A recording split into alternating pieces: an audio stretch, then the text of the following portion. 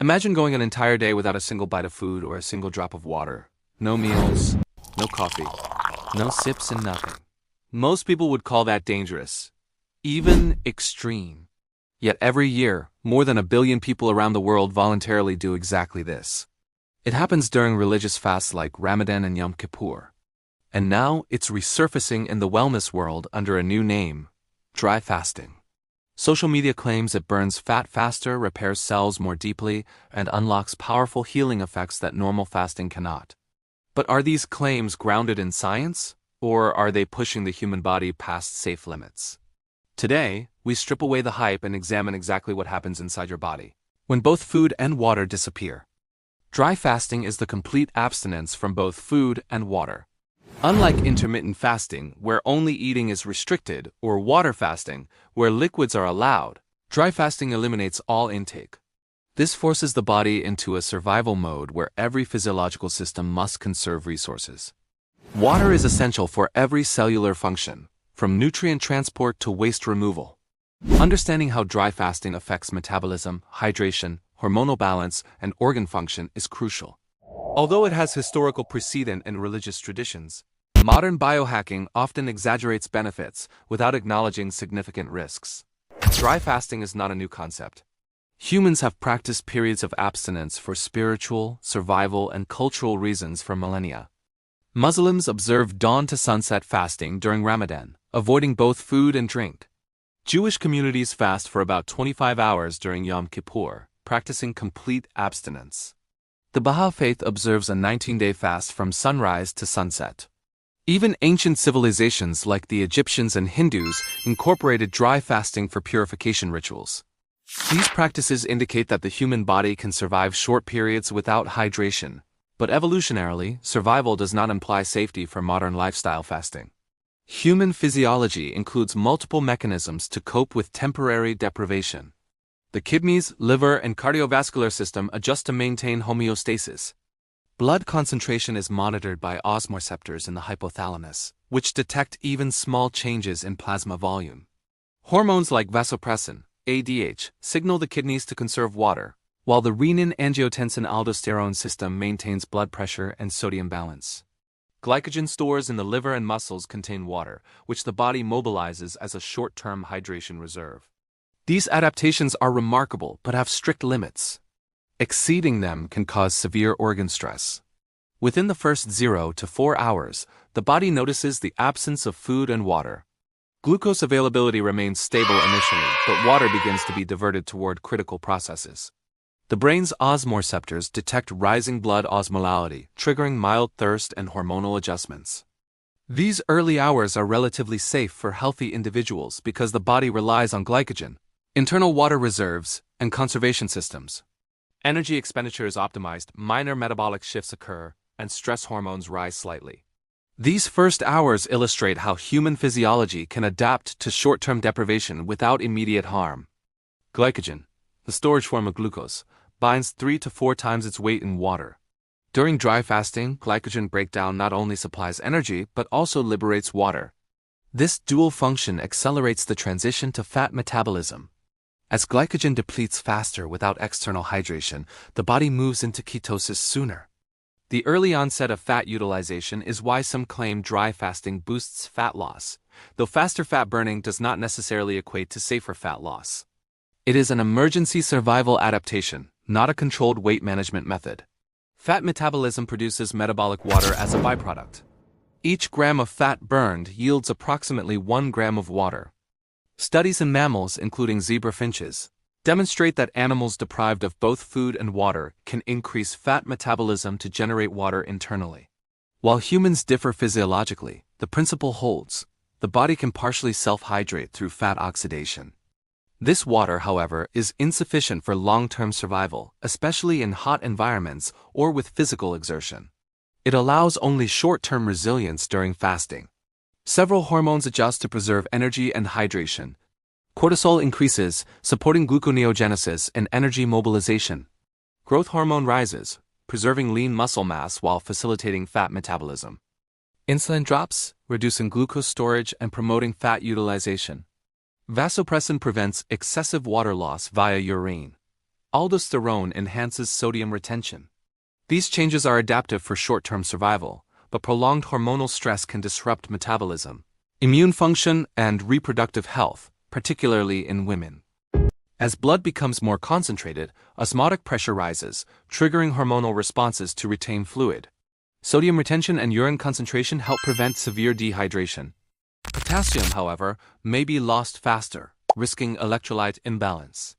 Heart rate and blood pressure fluctuate as the cardiovascular system compensates for decreased plasma volume. Mild dehydration is usually tolerable in healthy adults, but exceeding these limits can provoke dizziness, fainting, or cardiac irregularities. Hydration during fasting is critical for safety, and dry fasting removes this protective buffer entirely. Fasting triggers autophagy, the cellular process of recycling damaged proteins and organelles. This process supports longevity, metabolic health, and cellular resilience. Both water and dry fasting activate autophagy through reduced insulin signaling and energy stress. Dry fasting does not show definitive evidence of superior autophagy compared to hydrated fasting.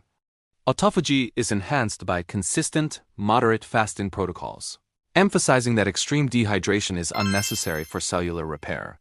Short-term dry fasting modulates immune function. Certain immune cells, including monocytes, reduce activity, lowering systemic inflammation. Protein profiles linked to anti-inflammatory and cardiovascular protection are observed during intermittent dry fasting in religious contexts. However, water fasting, caloric restriction, and time-restricted eating produce similar immune benefits without dehydration risk. The body's ability to reduce inflammatory activity through fasting is well documented, but dry fasting does not uniquely enhance immunity. Prolonged dry fasting can stress the kidneys, heart, and liver. Reduced plasma volume increases blood viscosity, making the heart work harder. Electrolyte imbalance can trigger cramps, irregular heartbeat, or cardiac arrest. Dehydration impairs kidney filtration, risking stones or infection. Cognitive impairment, dizziness, and fainting are common warning signs. Women may experience hormonal disruption, including irregular menstruation and elevated cortisol. Refeeding syndrome after extended fasting can cause dangerous electrolyte shifts if food is reintroduced too quickly. Most purported benefits of dry fasting can be achieved through safer fasting methods. Water fasting preserves hydration while promoting autophagy, fat metabolism, and reduced inflammation. Time-restricted eating, like the 16-8 schedule, improves metabolic markers and insulin sensitivity. Intermittent fasting with water avoids electrolyte and organ stress. These approaches leverage adaptive physiology without extreme risk, making them suitable for regular practice. Dry fasting offers no unique metabolic advantages that cannot be replicated safely. Fasting should be structured and evidence-based. Controlled windows, proper hydration, and nutrient-dense food intake are essential. Exercise, temperature exposure, and overall activity must be considered. Short, moderate fasts can be repeated safely and confirm metabolic, cellular, and immune benefits. Education about physiology, individual risk factors, and proper refeeding is crucial. Understanding the body's limits allows for safe optimization rather than pushing into harmful deprivation. Sustainable fasting promotes health, longevity, and metabolic flexibility without unnecessary risk. Breaking a fast requires gradual introduction of food. Begin with small portions of easily digestible nutrients. Slowly restore electrolytes and fluids to avoid refeeding syndrome, characterized by hypophosphatemia, hypokalemia, and fluid shifts. Controlled refeeding supports kidney function, stabilizes blood glucose, and maintains cardiovascular health. Hydrated fasting protocols simplify this process, as baseline hydration prevents extreme electrolyte depletion. Fasting without proper refeeding is potentially more dangerous than the fasting period itself, emphasizing the importance of planning and medical guidance. Dry fasting illustrates the body's evolutionary survival mechanisms. Humans evolved in environments with intermittent food and water scarcity. Physiological adaptations include fat metabolism for energy and water, glycogen-associated water release, hormonal conservation, and kidney efficiency. These mechanisms allowed survival under extreme conditions, but survival does not equal optimization for modern health. Today, dehydration, high environmental heat, and sedentary lifestyles increase risks. Evolutionary insights should guide fasting safely rather than justify extreme deprivation. Short-term dry fasting activates fat metabolism, metabolic water production, autophagy, and anti-inflammatory responses. Religious and cultural fasting demonstrates human resilience over limited periods. Risks of prolonged fasting include dehydration, kidney stress, electrolyte imbalance, hormonal disruption, cognitive impairment, cardiovascular strain, and refeeding complications. Hydrated fasting and time-restricted eating achieve similar metabolic and cellular benefits without severe organ stress. Knowledge, planning, and medical guidance are key for safe fasting. The human body is remarkably adaptable.